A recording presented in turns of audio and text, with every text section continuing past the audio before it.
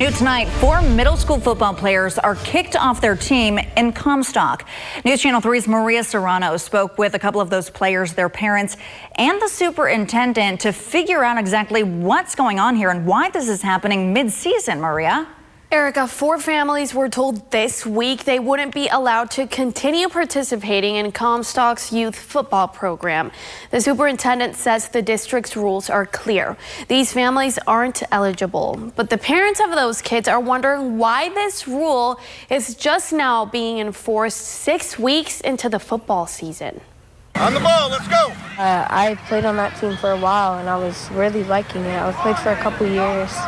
I made team captain, and I'm just really heartbroken that I can't play on it anymore. This is Jason Hernandez's second year playing Rocket football for Comstock schools. It's Carter Slaughter's first year, but now both 11-year-old boys are being kicked off their team. I feel kind of bad because I've been working so hard for 6 to 7 weeks to play at Western, and it got took away from me. Comstock parents saying they got this email just hours before Monday's practice. It says players like Jason and Carter can't play anymore because they don't go to Comstock public schools. Jessica Hernandez says she's frustrated and heartbroken for her son. I'm super frustrated and mainly heartbroken for Jason because he loves this team. He was completely devastated. I spent hours debating on how we were even going to tell him that he couldn't play on the team anymore. It's a run. Pursue it. Superintendent Jeff Tanis tells News Channel 3 a total of 4 kids were declared ineligible to play in Comstock's program for the same reason. He says it was another parent who pointed the issue out. And it's 4 kids that is not just taken away from them, but it's taken away from the whole team that's been working so hard all season. Tanis doesn't deny the football program might have been open to non-students in the past, but this is the first year the district is running it, and the enrollment forms are clear. Kids who want to play must attend Comstock schools. In a statement, Tanis says, quote, our programs are intended to promote and develop our students. Allowing anyone to participate potentially takes away from the experience our children have, and it does often come down to sharing playing time on the field. That's a hard thing for parents to explain to their kids. We just want the kids to finish the season. If you want to change rules and enforce rules till start next season, that's fine. But just let these kids finish out their season. They're completely heartbroken. The superintendent says he understands why parents are frustrated. He says it's an unfortunate situation all around, but the district didn't know they were ineligible until now, and those families should have known what the requirements were before signing their kids up. I asked the superintendent if he'd reconsider. He said no. A Battle Creek man convicted for murder and locked up for life as a teenager will have the chance to walk free, and that could happen very soon. A judge handing down a new sentence for Chavez Hall late this afternoon. Hall was 15 when he and 2 others were convicted in the brutal rapes and murders of 2 Battle Creek spa workers in 1999. News Channel 3's Mike Krafsick was in court today for today's sentencing. He joins us live now from Calhoun County with the judge's decision. Mike. Well, yeah, Erica, and that sentence was one that the family of Chavez Hall was hoping for. He could be out of prison in as little as 2 years, but the judge calls this crime one of the most horrific she's ever seen in this county. But she says that Hall was a follower, not a plotter, in the robbery and arson that led to the killing of 2 Battle Creek spa workers. Lincoln says the evidence shows that Hall is no longer a danger to society.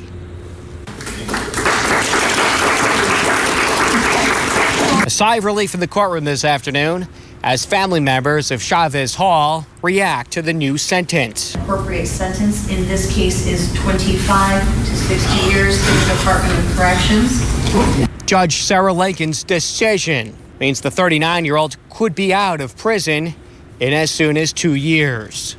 Before the sentence came down, Hall addressed the court, saying he takes full responsibilities for his actions. There's nothing I can say or nothing I can do to repair the tremendous hole in the lives of the victims and their family and friends. The Battle Creek man has served 23 years in prison following conviction on a 1999 rape and murder of 2 women at the Kings Garden Health Spa. Hall's family members in court today pleading he gets a second chance. He needs to come home and feel the love that he never got. And I believe we can give that to him. Prosecutors still push for a stiffer sentence, pointing out Hall raped one of the victims after she was brutally beat before she died.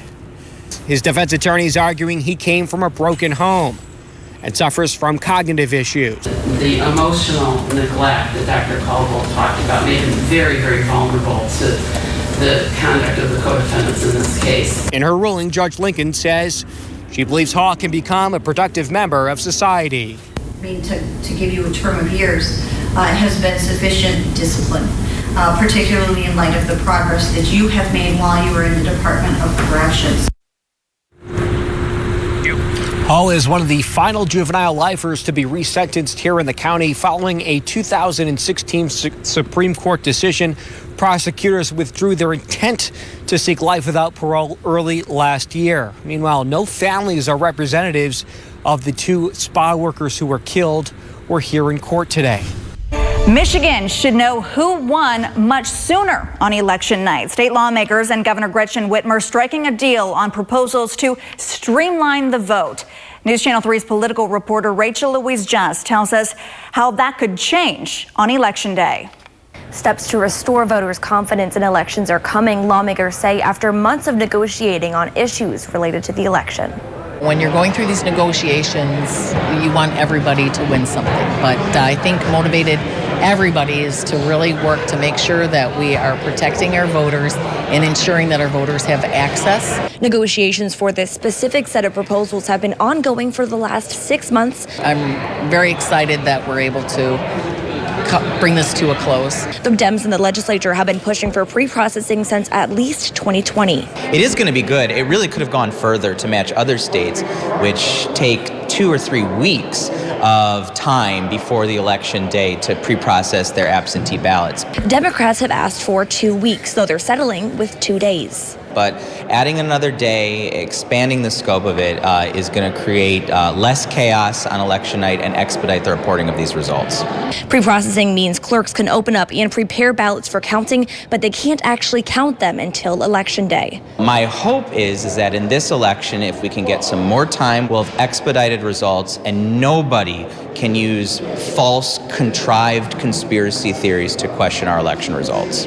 Other changes included in the plan are increased security on ballot drop boxes, new approaches for cleaning out dead voter rolls, expanded potential polling locations, and allowing overseas military to vote electronically. Almost all of those changes would be in effect for the coming midterm. Those involved in the negotiations say those changes will be permanent. Clerks have been advocating for pre-processing in Michigan for years, but some Republicans have been hesitant. This is just a start. Going to continue to fight for good, solid measures that are going to enhance the integrity of our elections. Pre-processing is already available in other states, including California and Florida.